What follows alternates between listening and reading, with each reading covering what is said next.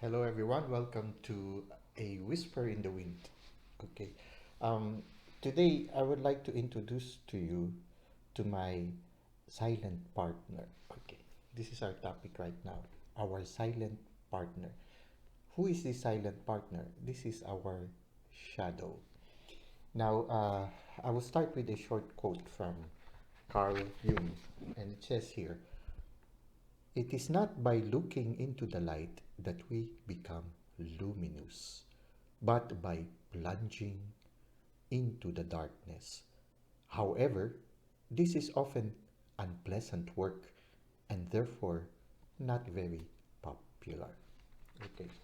If we are really serious about growing as a person, serious about attaining that wholeness of our personality, there's a need for us to work with our silent partner. And this silent partner is what we call the shadow, that part of ourselves that is hidden in our subconscious mind. For those of you who are interested, there is this book that has been helping me in my shadow work. And it's a very nice book. It's How to Befriend Your Shadow by John Monberkay. Okay.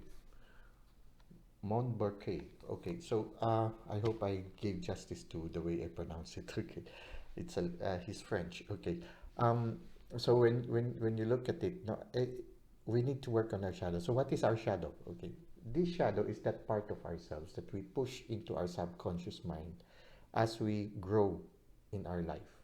For example, these are those parts of our person that sometimes the people that we love when we were growing, like for example, our parents, those who are our elders, those who are older than us, or maybe our peers also, our teachers also in the school, these people who we consider significant in our growing years, oftentimes there are certain things that they accept, they find pleasing in us, and those things that they don't find pleasing also.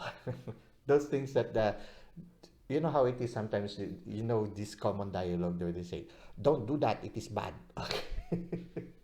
when you when you hear that word, "Don't do that, it is bad," you say, "Oops, okay." Immediately you you process yourself in such a way, you stop doing what you used to do, which for you it was just a normal thing, it was a harmless thing, and you start doing it. And so sometimes there are so many shoots and shouldn'ts, and the shoots we do because it pleases the people that are very significant in our life, so they remain in our conscious mind. The shouldn'ts, the ones that we receive, it's bad, don't do that, it's bad. Okay, if you do that, the monster will eat you. Okay. It's something like that. So sometimes, well, to care for young people is a learning process also.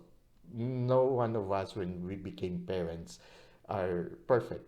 We had to learn from the school of life in order to become good parents. So we have some mistakes also. It's normal. I mean, as we grow, we realize our mistakes and we begin again and we learn from them. Now, sometimes these dialogues that say, "Don't do that, you shouldn't be doing this," these shouldn'ts usually are the part of our personality which we feel are not accepted by those people we consider as important in our life. And so we push them into our subconscious mind and they become part of our shadow. Now, they say that we only use less than 5% of our mental capacity, our potential. Very small percentage of our potential only. And a bigger part of it, more than 90% of it, is is unutilized, and they belong to the subconscious part of our being. This shadow is in that subconscious part. So it means these are the things that, uh, because they were not pleasing to the people that we love as we were growing, we push them there. So, for example, even also your dreams, sort of like, you know how it is, we have these bucket lists. Bucket, no, the bucket like that. These are the things you wanted to do in life, but since you cannot do it at this present moment, you put it there into the bucket, and hopefully in the future you will be able to do them. Okay, so sometimes some of these things are in the bucket list. The bucket list are the things also that sometimes become part of our shadow. Like, for example, you wanted to be a ballerina, and then somebody told you, don't be a ballerina, you're a man. You cannot, it's very feminine, you cannot be a ballerina. Okay, something like that. So it's the opinion of other people. And because that is the pressure of your peers, even if you wanted to be a ballerina, you decided to hide it inside. And so uh, a very, very good ballerina, or I don't know how you call it to be I don't know how you call it a ballet dancer. Okay, a ballet dancer who is a male ballet dancer, you might have that potential because you were inspired to be a good ballet dancer. Okay, okay, it was a wrong term, ballerina. Okay, you wanted to become a ballet dancer, but they say, these are only for women. So what happens is that even if you have this desire to be a good ballet dancer or a good dancer, you pushed it into your subconscious mind. And so it becomes some of those things that were not fulfilled. And so you were not the only one who has been deprived of the richness of your personality, but also the universe. Because you might have been a good dance interpreter, and that your dance could have touched souls and could have inspired people. When you look at it, dancing is not based on gender. Dancing is an expression of a person's inner feelings. Dancing is for all gender. Dancing is for everyone.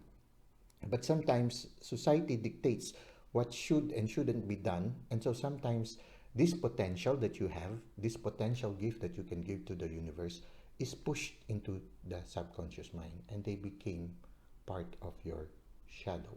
As you grow older, part of our growth is addressing this shadow. These things that were part of us that we pushed into our subconscious mind, that we rejected because other people rejected it. And then we need to reconcile with this one to realize this is part of you and there's a certain beauty in it. So, for example, if you are inspired to dance, maybe it's time for you to nurture this one. Learn to dance. Okay, it's not yet too late, even if you're old. I mean, you can, through gradual practice, you will develop again, you will regain again a certain flexibility that will allow you to express yourself. You can still be a ballet dancer. Okay, you can still be an artist, a painter, a musician. Many of the things sometimes also we put into our subconscious minds because we need to care for the people that we love.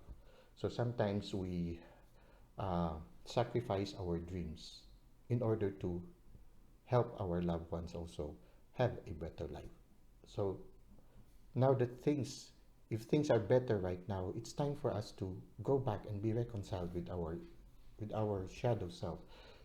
Try to see which are the parts of ourselves that has been sacrificed or have been pushed into the subconscious mind that can enrich us as a person, that can allow us to develop more our potential as a human person.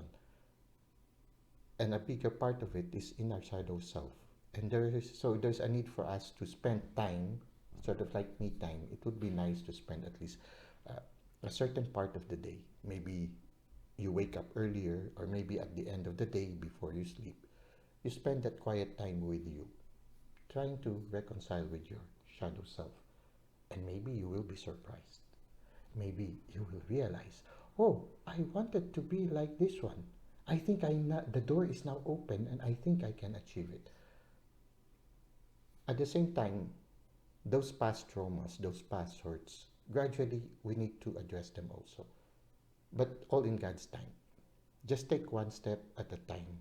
The important thing is that awareness that you need to reconcile with that silent self within you. So, like for example, me, I enjoy singing and I enjoy dancing. Now, even if I'm old, I still dance and I still sing. And I don't care what other people say. The important thing is that you give what is your passion to the world. You share it to the world, give it to the world. Because You might not be able to give it in the future. Might as well give it now. And when you do that, you will realize that the world is much richer because you reconciled with your silent partner, your silent companion, your shadow self. It is a process, it will take some time, but the important thing is take that single step. A journey of 1,000 miles begins with a single step.